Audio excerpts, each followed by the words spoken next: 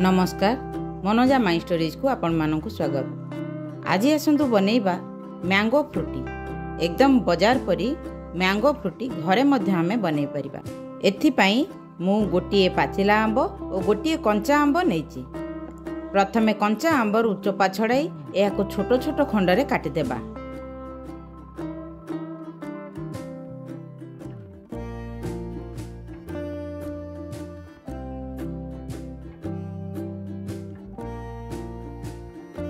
तापरे पाचिला आंब को एई बळी भाबरे काटी देबा। तापरे छुरी और चामच सहाय्य रे पाचिला आंबरू रस को बाहर कर देबा।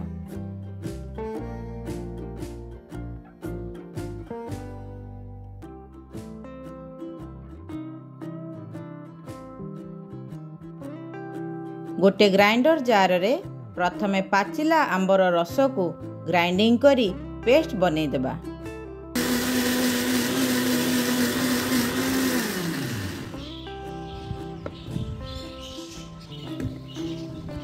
तापरे गोटे बाउल ले ए पेस्ट को काढ़ी देबा।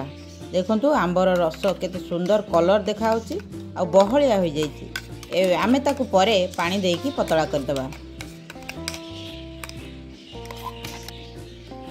तापरे सेही परी कंचा आंबर खंड को सामान्य पानी देई ताकू मध्य ग्राइंडिंग कर देबा।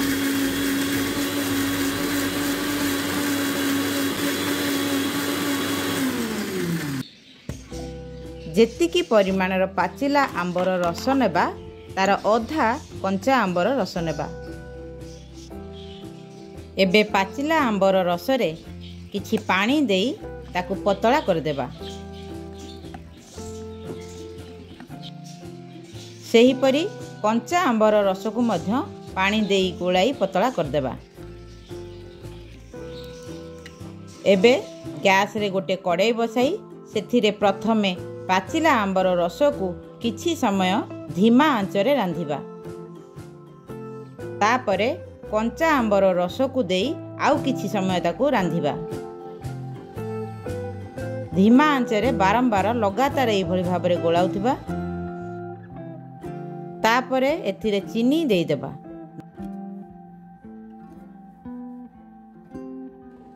तापरे एथिरे फाळे लेंबुर रस को पकाई देबा एवं भल भाबरे याकू मिसाई देबा। जेतिकी परिमाणर आंब रस नैथिबा तार 2 गुणा चीनी नेबा।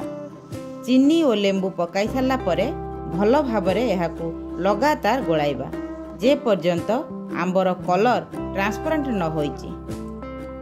देखंतु मैंगो फ्रूटी पई आंब रस आमर प्रस्तुत हो गला। रंधा होइथिबा ए आंब रस संपूर्ण ठंडा हो गला परे गोटे बाउल और गोटे छणा सहाय्य रे ताकू भल भाबरे आमे छाणी देबा।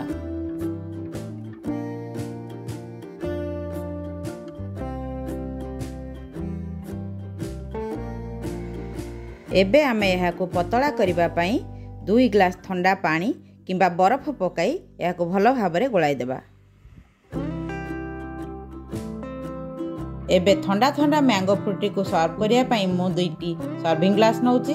सेथिरे प्रथमे बरफ देई तापरे मैंगो फ्रूटी को सेथिरे ढाली देबा ओ खरा दिने ए ठंडा ठंडा मैंगो फ्रूटी रो मजा नेबा। आपण माने मध्य घरे एहाकू निश्चय बनांतु ओ खरा दिने एहार मजा नियंतु। आशा करे वीडियोटी आपण मानको निश्चय भल लागिथिबो। वीडियोटी भल लागिथिले लाइक शेयर सब्सक्राइब करबा को भूलिबेनी। रहुची नमस्कार।